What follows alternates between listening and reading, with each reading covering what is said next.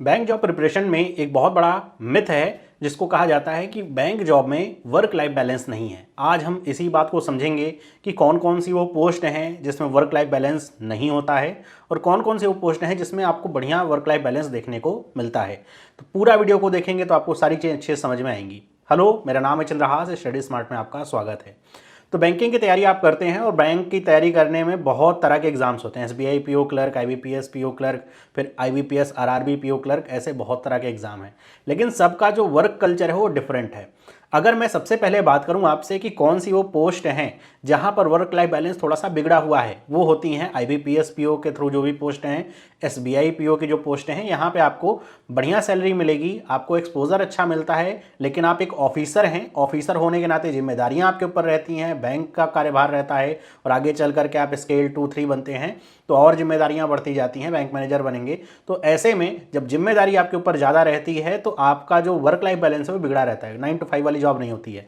समय से आपको जाना तो रहता है, लेकिन आपको आने का जो समय है वो फिक्स नहीं है। अब आने का समय हो सकता है आप 6 बजे भी छूट जाएं, सब कुछ सही तरीके से निपट जाए, हो सकता है आपको 8-9 बजे तक भी रुकना पड़ जाए, कई बार और लेट भी हो जाता है। तो ऐसे में वहाँ पे वर्क लाइफ बैलेंस आपको देखने को नहीं मिलता है।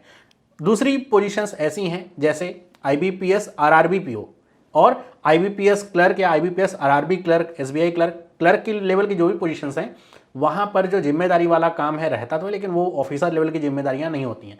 तो ऐसे में वहाँ पर वर्क लाइफ बैलेंस थोड़ा देखने को मिल जाता है। अब वो कुछ क्षेत्र ऐसे जरूर रहते हैं, कुछ लोग ऐसे होंगे जो आकर के कमेंट करेंगे नहीं मैं तो क्लर्क हूँ लेकिन मेरे तो बहुत काम है। उनको अगर मैं छोड़ करके चलूँ, जनरल वे में अगर मैं बात करूँ तो ज़्यादातर जगह पे क्लर्क लेवल पे जो जिम्मेदारी वाले काम वैसे नहीं है कि आपको बैंक बंद करनी है और सब कुछ सही होना चाहिए। तो ऐसे में वर्क लाइफ बैलेंस आपको मिलता है, टाइम टू टाइम वाली नौकरी रहती है।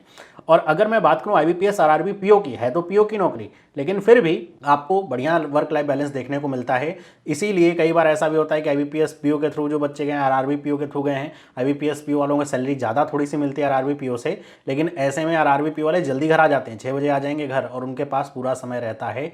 ऐसे में वो बच्चे कई बार तो ऐसा होता है कि एक दूसरे एग्जाम्स की तैयारी भी करने लग जाते हैं कि एक नौकरी मिल गई है उनको, काम भी वो कर रहे हैं, पैसा भी प्राप्त कर रहे हैं, इंडिपेंडेंट हो गए हैं, बढ़िया नौकरी है और उनके पास टाइम भी है, तो यूटिलाइज कर सकते हैं उस टाइम को।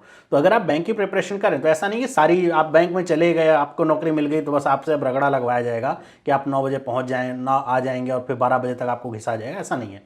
हर एक पोस्ट की अपनी अलग अलग जिम्मेदारियां हैं, उसके अनुसार वहाँ पे काम रहता है। काफ़ी कॉम्पिटिटिव यहाँ पे मार्केट होता है। और अगर आप ऐसा सोच रहे हैं कि पीओ की नौकरी आरआरबी पीओ भी और आईबीपीएस पीओ भी है, तो ऐसा क्यों है कि आरआरबी पीओ में वर्क लाइफ बैलेंस है लेकिन आईबीपीएस पीओ के थ्रू जो जाएंगे, जैसे आप PNB, bank of Baroda, bank of India में गए तो वहाँ पर नहीं मिलेगा। ऐसा इसलिए है कि दोनों का जो बिजनेस लेवल है ना डिफरेंट होता है।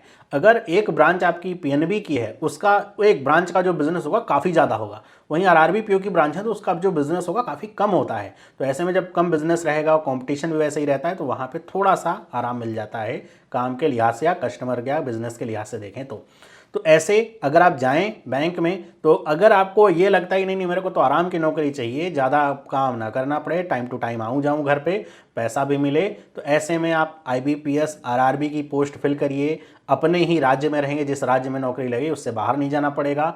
और उसके अलावा ये है कि सैलरी थोड़ा आपको कम मिलेगी। और ऐसे केसेस में कई बार होता है ना कि हम सेम जगह से गए हैं, हमारा दोस्त आईबीपीएस पीओ के थ्रू हुआ, हम आरआरबी के पीओ के हुए हैं और सैलरी में डिफरेंस मिलेगा, लेकिन उसको इग्नोर करके चलेंगे तो वो नौकरी ज़्यादा बेटर है।